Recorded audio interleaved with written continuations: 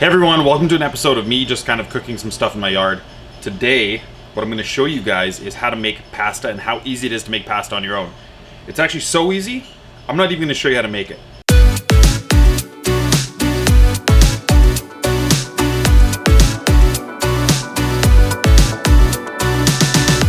What I have here is some dough that I already made, and all I did was I took my KitchenAid mixer and I put 4 cups of flour, approximately 4 cups of flour, into the mixing bowl. I cracked 4 eggs in there, added a little pinch of salt, started mixing it with the dough hook, and a few minutes later, we had ourselves this dough. Now, after it's kind of like all come together, you can knead it.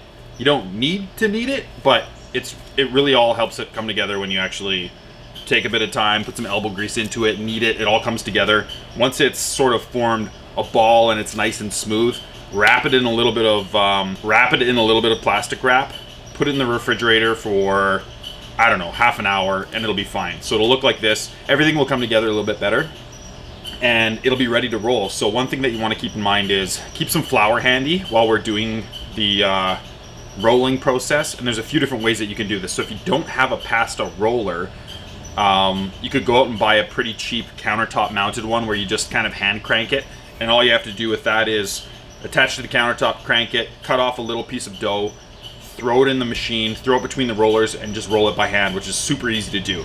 I have an attachment on mine which gives me, it's basically the exact same thing, but there's no manual work in it. I turn the mixer on and it has 2 little rollers that pinch the dough together and spit out a nice sheet of dough. You're gonna see that happen shortly. So what's happening today is I wanted to show you guys how simple it is to make dough. It's practically free. I mean, the cost of 4 eggs and 4 cups of flour, it's pretty well nothing. I don't know what it is, super cheap. And that can feed a whole ton of people. So you'll see how far this stretches. I'm not even gonna use all of this. This is a ton of dough. This will probably do 2 meals for myself and my girls. There's a squirrel going in the background. It's driving me crazy. But forget the squirrel. So once I make some dough, I'm not even going to make anything fancy as far as pasta is concerned. We're going to roll this out into sheets, and we're going to slice it, and we're going to have some sort of rustic type of pasta that comes out of this. Aside from that, we are going to add our pasta into a fresh tomato dish. So what I have here is just some super sweet, fresh, vine-ripened tomatoes. These things are garden tomatoes. I've got a couple cherry tomatoes. They're crazy sugary and sweet right now, which is what you want in a pasta sauce. It's delicious. You don't want to have to add a lot of sugar to that. The natural sugars that are in these things are amazing. So I've got some of those. I've got some larger ones that I cut into wedges. I also have some lemon zest here. And this lemon zest has just been peeled with a knife off of the lemon, and I'm going to chop that up really finely and throw that into some olive oil and cook it down in the pan with it. So in that pan, when we make our pasta, we are going to put some leek in there and cook it down just a little bit to soften it in some olive oil. And then we have this beautiful Hungarian sausage from my buddy Sean over at Miller's Meats. And this thing is getting cut up. It's getting fried, kind of fry it like you would bacon. And after that is all kind of mixed in with the onions and it's crisped up a little bit. Then goes in our tomatoes, our lemon zest, some fresh herbs from the garden that I'll pick right behind me. And when it's all said and done, we'll shave some fresh Parmesan cheese in there because that makes it taste a million times better. And I also have a really cool ingredient. This is a kind of a salt-cured Dutch beef, and it's really salty, so you want to add a small amount of it and kind of like gauge it after that. But this will add a really nice salty hit to the dish. And if you take a look at it here, there are these nice little thin, super thin strips of beef, and it's been dried. It's super dried. The texture is really nice. It kind of breaks apart. It's almost like a prosciutto. It's essentially what it is. It's like a prosciutto. So salty, tasty. That's going to go in there. And as we make the pasta, I'm going to show you guys a few different fun things that you can do with the pasta when you're making it. We're going to press in some fresh herbs, maybe some flowers, and it gives it this kind of like nice stained glass kind of look to the pasta sheets. It doesn't add a ton of flavor. It can if you add some parsley and some stronger herbs. We're just doing it to make it look pretty. So that's what's going on. Let's get this thing started.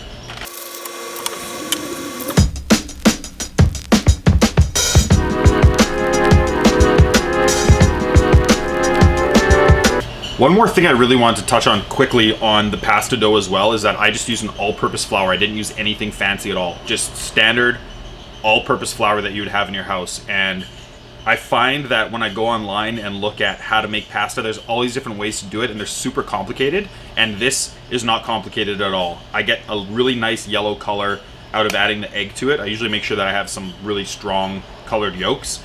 And you throw the whole egg in there with the flour and just start mixing it and it'll all come together. So if it gets really sticky, add more flour. If it's too dry, just keep adding a few pinches of water and you'll end up with a nice smooth dough. And you could do this with whole wheat flour. I've done that before and it turns out great.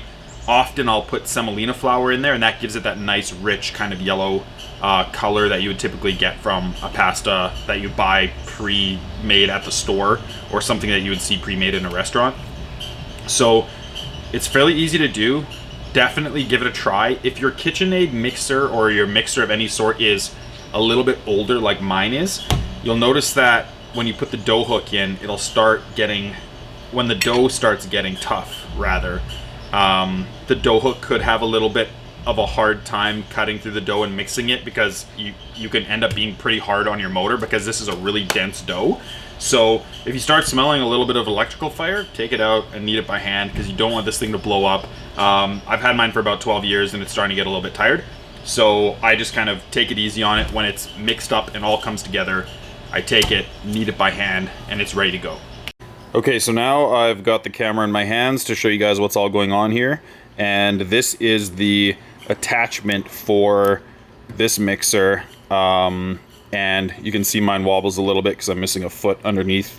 Also something that fell off. But again, this thing's a war horse right now. It's a war hero. What we've got on the sides of this dial are numbers. So it goes 1 to 8. Some may go a little bit higher, not totally sure, but you can see them kind of like etched in the edge there. That's typical.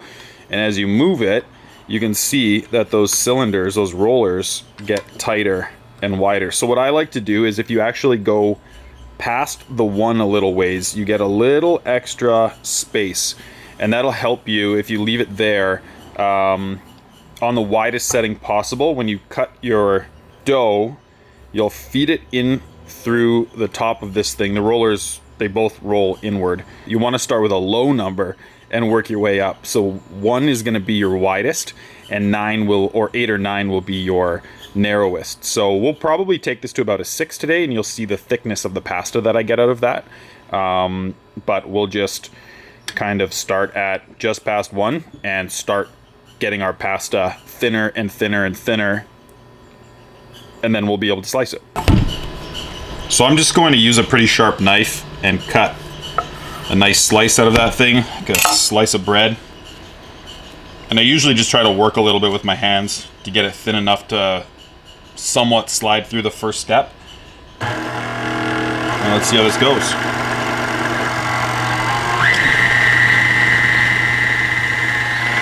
So there we go, that's just above a 1. There we have a 1. And a 2. And I'll just take this one all the way to as thin as we can get it.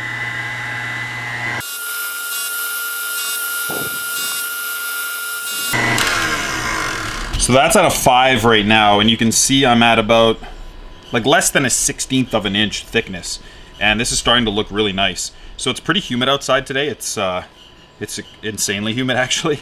So I've got a dough that is a little bit moist yet. So this is really good if I wanted to make, say, like a ravioli out of this. It'll stick together really nice and adhere to itself, which is what you want. We might want to be working with a little bit of flour just to coat it as we do our pass-throughs, and it'll start to dry out the pasta. And we want it to be somewhat dry because as we cut it and start stacking it, it'll all stick together, and we don't want that to happen. So we want to incorporate some sort of flour through that process. But at this point, I'm going to show you guys what happens when we make that kind of stained glass pasta like I was talking about earlier. So I'm going to take this and fold it, and as I fold it, I'm going to place some herbs and things like that in the pasta, fold it over, we'll put it back through the roller again, and you'll see what happens when we do that. Okay, so I just went over to my garden and grabbed a few things. I didn't have any parsley back there, but that's okay. So I have some little basil leaves. This is actually a lemon basil, and it has a super nice, sharp, lemony aroma to it, and the taste is great. So we'll put some of that in there. I've also got some chive that I'm gonna cut up really quick, and we'll scatter that across. And then also we'll put some of these pansy petals in there, and that might look kind of cool. So I'll get that ready right now. And essentially what I do is, if you fold over this pasta halfway, you can kind of see where you have a bit of a crease here. Fold it back over, and you want to just lay the petals and the herbs on half of this.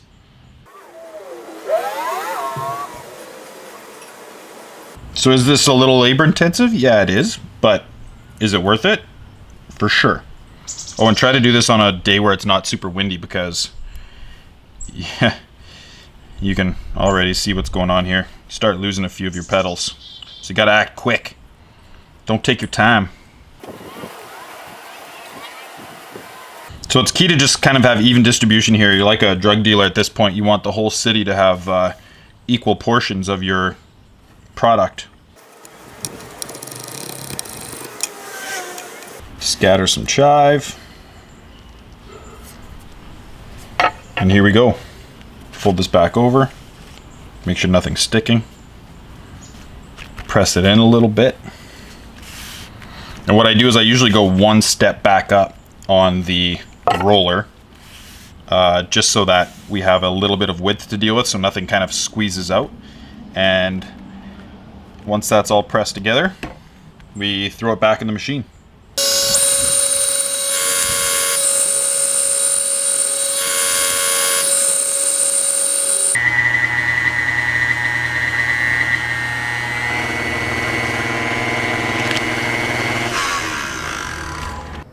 So here's the cool thing that actually starts to happen here, is that those leaves, they really get pressed into the pasta. So you can see those pansy leaves that we have here. These are the basil leaves. They got a lot larger just because they got squished out and steamrolled kind of into this stuff. So we've got our chive kind of speckled in there, and this will make for a bit of a, you know, tastier pasta, but it also looks really cool. So that is how you guys can make some cool stained glass pasta. You can get creative with it and put all kinds of soft herbs in there, and so straightforward and basic, but that is it, and you can have a tasty meal for super cheap. So now that I have this pasta here, there's again lots of things that we could do with it, but a real simple kind of profile to do is just start cutting some nice strips, and you can kind of choose the width that you like. But having something a little bit random is nice too. You want to keep it fairly close to the same size, but if you can make it a little bit randomness adds a little flavor to the eye, I should say, and to the chewing experience. So just keep cutting it up. And again, you can see that those leaves, they are completely pressed into there. That's not going to break apart or anything. So now we've got a nice fresh pile of some pretty pasta, and that stuff is going to go in the water for just literally seconds into some boiling water, and then we'll toss it into our sauce as soon as we're done.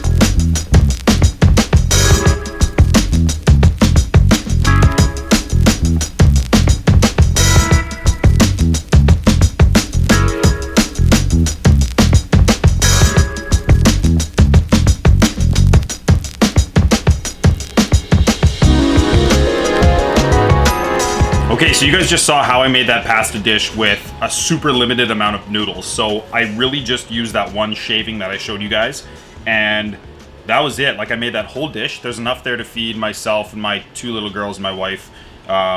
Pretty amazing that you can cook all of that with just a very small amount of pasta. Now, they're not super huge eaters. I'd probably get into too much of the pasta myself, so I'm gonna make a little bit more, and I'm gonna probably cut one more wedge, roll it, slice it up, throw it in the water, toss it around in that pasta sauce again, and we'll have ourselves a wicked dinner. So what we did there was we added a little bit of lemon zest at the end, some fresh herbs from the garden. All we added was some basil, actually, and it made it taste amazing. So you get this really nice tanginess that comes off the sausage, for one, the Hungarian sausage, which has a little bit of a cure and an age to it, and then the tomato sauce as well, or the fresh tomatoes, have this really nice zip to them, and you can't get any better than that. I also put a whole boatload of garlic in there, so it had a nice bite to it when you chomped into it. So anyways, I encourage you all to give it a try. Make some fresh pasta. It's so simple. If you have any questions for me,